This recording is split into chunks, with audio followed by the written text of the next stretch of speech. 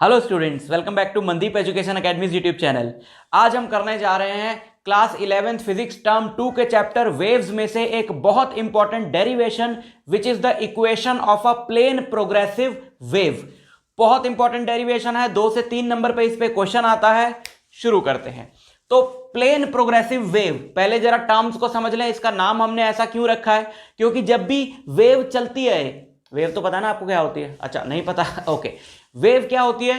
चलती हुई एनर्जी को वेव बोलते हैं। जैसे एनर्जी निकली, जूम जूम करके एनर्जी निकली, आवाज नहीं आएगी एक एनर्जी निकली जूम करके, तो रास्ते में उसके जो भी पार्टिकल्स आते हैं उन पार्टिकल्स को वो डिस्टर्ब करती हुई जाती है। चलती हुई एनर्जी को वेव बोलते हैं। जैसे ये पार्टिकल्स हैं यहां पे,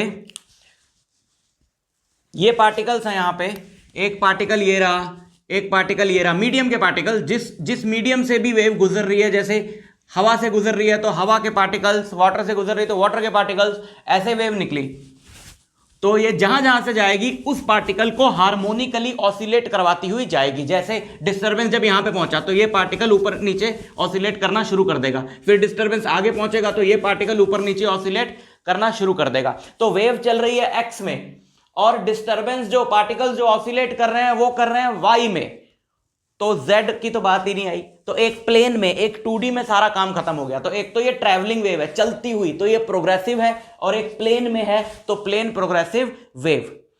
जैसे रोप्स पे जो वेव बनती है, आपने रस्सी का एक सिरा दीवार से अटैच कर दिया, दूसरे सिरे को हाथ में पकड़ के अगर आप ऐसे ऊपर नीचे हिलाते हो तो वेव्स बनती हैं उसमें। तो उसमें जो आप यहां से डिस्टर्बेंस पैदा कर रहे हो वो आगे जा रहा है, और क्योंकि आप इन पार्टिकल्स को हार्मोनिकली ऑसिलेट कर रहे हो तो आगे वाले सारे पार्टिकल्स भी हार्मोनिकली ऑसिलेट करने लगते हैं, क्योंकि आगे वाले सारे पार्टिकल डिस्टर्बेंस को कॉपी करते हैं। एज इट इज डिस्टर्बेंस आगे बढ़ता है। ठीक है, ओके। तो ऐसी वेव की इक्वेशन क्या होगी ये हमने निकालना है।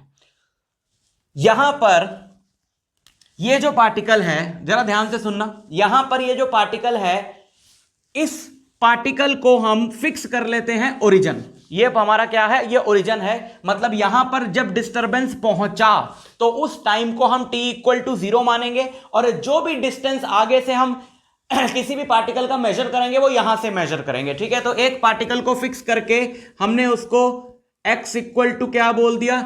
0। और यहां पर एक पार्टिकल है जो इससे x डिस्टेंस पर है, इस पार्टिकल को नाम दे दो O क्योंकि ये ओरिजिन है। इस वाले पार्टिकल को नाम दे दो P, एनी पार्टिकल P। ये जनरल पार्टिकल है, कोई भी हो सकता है, ये हो सकता है, ये हो सकता है, कोई भी पार्टिकल P जो x डिस्टेंस पर है। ठीक है, अब आप सोचो, कोई भी पार्टिकल, इसकी बात करो, पहले वाले पार्टिकल की, जब यहां पे डिस्टर्बेंस पहुंचा तो ये पार्टिकल हार्मोनिकली ऑसिलेट करने लगा। और इक्वेशन क्या होती है? एक पार्टिकल जब SHM करता है, सिंपल हार्मोनिक मोशन करता है, तो एट एनी इंस्टेंट t उसकी जो इक्वेशन निकालनी है वो a sin ओमेगा t से आती है।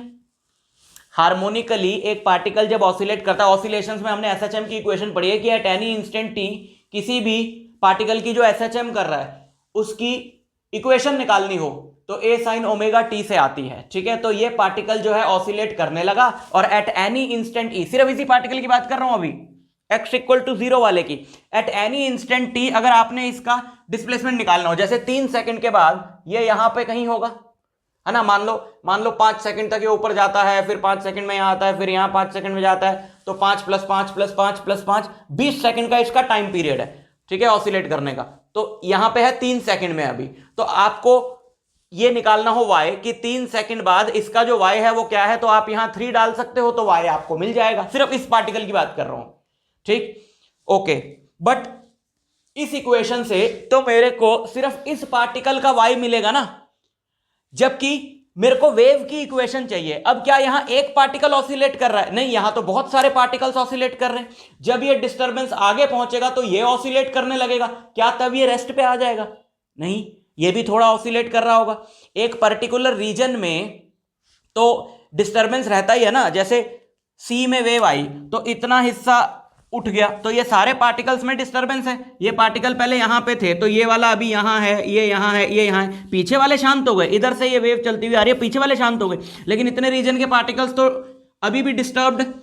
तो क्या होगा कि जब डिस्टर्बेंस यहां पहुंचेगा तो ये शांत थोड़ी हो जाएगा, ये भी ऑसिलेट करेगा। तो बहुत सारे पार्टिकल्स ऑसिलेट कर रहे हैं भाई। तो एक पार्टिकल की y निकालने से बात नहीं बनेगी। हमको चाहिए एक ऐसी इक्वेशन जिसमें वेरिएबल t के साथ साथ x भी हो, क्योंकि जब हमसे बोला जाएगा कि पार्टिकल की जो डिस्प्लेसमेंट है y वो बताओ, तो हम दो सवाल पूछेंगे। एक तो हम पूछेंगे कि कौन से पार्टिकल की बताएं, कि वो कितना दूर है पार्टिकल। दूसरा हम बताएं कि उस पार्टिकल की किस टाइम पे बताएं, है ना। अगर मेरे को कोई बोल दे कि जो 5 मीटर दूर है यानी ये, इसकी डिस्टर्बेंस बताओ, अच्छा तो मैं कहूंगा कब बताऊं, जब डिस्टर्बेंस वहां पहुंची तब बताऊं। इसकी डिस्प्लेसमेंट बताओ तो कब बताऊं, जब डिस्टर्बेंस वहां पहुंची तब बताऊं, कि उसके 1 सेकंड बाद बताऊं, 1 सेकंड बाद थोड़ा ऊपर होगा, 2 सेकंड बाद ऊपर होगा, 3 सेकंड बाद तो यहां पे होगा। पैटर्न कॉपी करता है ना। अगर ये अपने टाइम से स्टार्ट होके 3 सेकंड बाद यहां गया तो ऑब्वियसली वो भी 3 सेकंड बाद यहां जाएगा, अलग अलग थोड़ी ना ऑसिलेट करेंगे। ठीक, तो हमें वेव की इक्वेशन चाहिए टी और एक्स में। हमें यह बताना पड़ेगा कि इतनी दूरी पे जो पार्टिकल है इतने टाइम बाद उसका वाई क्या होगा, यह हमें बताना होगा। सो इस इक्वेशन में सिर्फ टी से काम नहीं चलेगा, एक्स भी डालना होगा। और एक्स रहा ये, तो जरा एक्स लाने की कोशिश करते हैं। ये वाला जो पार्टिकल है, यहां पे डिस्टर्बेंस कब था, यहां पे डिस्टर्बेंस था t इक्वल टू 0 पे, और मान लो चलता चलता चलता चलता डिस्टर्बेंस t टाइम पे यहां पहुंचा। तो इस डिस्टर्बेंस की यानी कि इस वेव की जो वेलोसिटी है आगे की तरफ वो v है।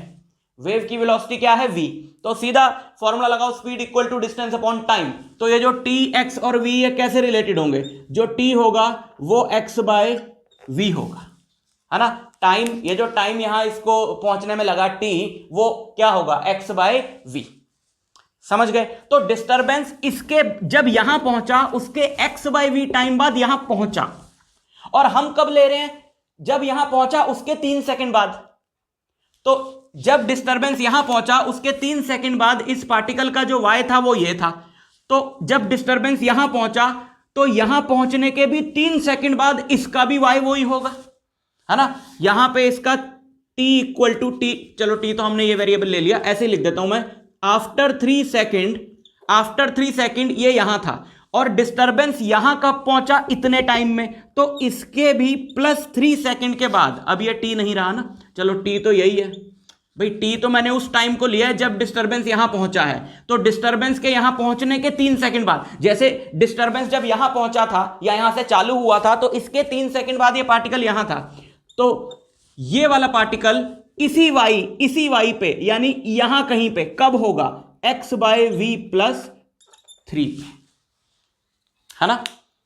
जैसे डिस्टर्बेंस यहां से चालू हुआ तो ये ऑसिलेट करने लगा, तो 3 सेकंड बाद सपोज ऑसिलेट करते करते ये यहां है 3 सेकंड पे, तो इसके बाद डिस्टर्बेंस x डिस्टेंस पे कब पहुंचा, x बाय v टाइम पे। तो x बाय v टाइम पे ये यहां पहुंचा, और x by v plus 3 time पे ये पार्टिकल यहां होगा। तब तक डिस्टर्बेंस आगे पहुंच गया होगा, बट ये पार्टिकल तो यहां होगा ना। हर पार्टिकल जब उस पर डिस्टर्बेंस पहुंचा उसके सपोज 3 सेकंड बाद उसका y इतना ही होगा। ठीक, तो इसका मतलब यह है कि जो भी डिस्प्लेसमेंट इस पार्टिकल की x बाय v टाइम पे है, जो भी डिस्प्लेसमेंट इस पार्टिकल की x बाय v टाइम पर है, वही डिस्प्लेसमेंट इस पार्टिकल की t minus x by v time पे। वापस आ जाओ ना भाई, t पे यहां पहुंचा, x बाय v है जो कि, तो t में से x बाय v सब्ट्रैक्ट कर दिया तो मैं वापस यहां आ गया। या भाई जो यहां 3 पे है वो x बाय v प्लस 3 पे है, यानी इस टाइम में इस यहां जो भी डिस्टर्बेंस हो रहा है इसमें x बाय v ऐड कर दूं तो यहां आ जाऊंगा, इसके टाइम में से x बाय v सब्ट्रैक्ट कर दूंगा तो वापस यहां आ जाऊंगा। तो मैं ये बोल सकता हूं ना कि displacement of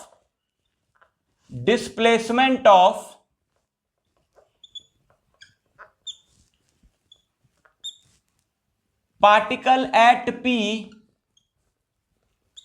displacement of particle at p at time t is equal to the displacement of particle, जो पार्टिकल की डिस्प्लेसमेंट, जो इस पार्टिकल की डिस्प्लेसमेंट t टाइम पर है, वही इस पार्टिकल की displacement x by v time पहले है ना। तो displacement of particle at o x by v time earlier, यानी कि displacement of particle at P at time t is equal to displacement of particle at O x by v earlier, x by v earlier मतलब t minus x by v पे। यानी इस particle की जो displacement t minus x by v time पे होगी वही इस पार्टिकल की डिस्प्लेसमेंट t टाइम पे होगी, और वही तो हमें चाहिए। और इस पार्टिकल की डिस्प्लेसमेंट की इक्वेशन तो है ना हमारे पास, इस पार्टिकल की डिस्प्लेसमेंट t टाइम पे ये है, तो y p any particle p उसकी t टाइम पे जो डिस्प्लेसमेंट होगी यहां पे जो इसकी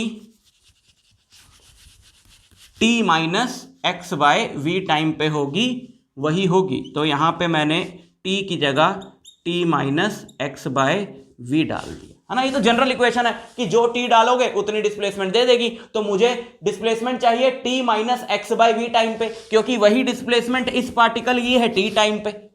तो हमारे पास x और x इंट्रोड्यूस कर दिया ना हमने, x इंट्रोड्यूस कर दिया तो हमारे पास एक फॉर्मूला आ गया ओमेगा अंदर मल्टीप्लाई करके t और x में, इसको हम लिखते हैं y x t, क्योंकि ये x और t दोनों का फंक्शन है। जनरली आप फंक्शन को कैसे लिखते हो, जैसे आपने लिखा ft यानी कि y f is a function of t, या fx f is a function of x। Now this y किसी भी पार्टिकल की जो डिस्प्लेसमेंट है वो x और t दोनों का फंक्शन है, वो x और t दोनों का फंक्शन है, तो इसलिए x t। अच्छा, यहां पे ओमेगा बाय वी क्या है, ओमेगा बाय वी को हम डिनोट करते हैं k से, which is called angular wave number. कैसे, देखो ओमेगा होता है 2 पाई बाय टी और एंगुलर वेव नंबर k होता है 2 पाई बाय लैम्डा।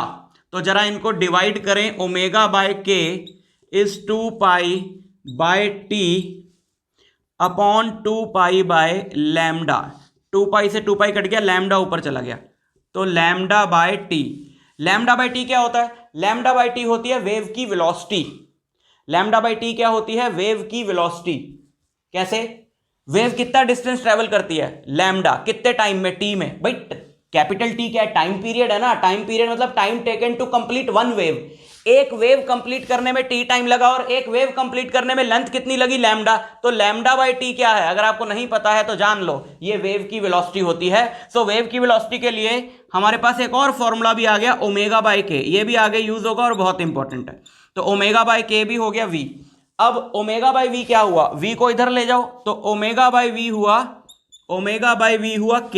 तो ओमेगा बाय v की जगह अगर हम k डाल दें तो a sine omega t minus kx, और ये जनरल इक्वेशन है एक प्लेन प्रोग्रेसिव वेव की जो पॉजिटिव एक्स एक्सिस में चल रही है ना, इस तरफ का लिया हमने पॉजिटिव एक्स एक्सिस में। तो at any instant t x distance पे जो पार्टिकल है उसकी डिस्प्लेसमेंट निकालनी हो तो इस इक्वेशन से मिल जाएगी। और अगर वेव नेगेटिव एक्स एक्सिस में जा रही हो तो सेम रहेगी इक्वेशन, माइनस एक्स डाल दोगे प्लस एक्स की जगह, तो यहां पे प्लस भी आ सकता है और माइनस भी आ सकता है, डिपेंडिंग अपॉन की वेव कौन सी डायरेक्शन में चल रही है। अगर पॉजिटिव एक्स में चल रही है तो माइनस लगाना, नेगेटिव में चल रही है तो प्लस लगाना। ठीक, तो ये है equation of plane progressive wave, बहुत इंपॉर्टेंट है, डेरिवेशन पूछी जाती है, तो इसको प्रिपेयर कर लेना। मैं आपसे मिलता हूं नेक्स्ट लेक्चर में, तब तक के लिए ऑल द वेरी बेस्ट।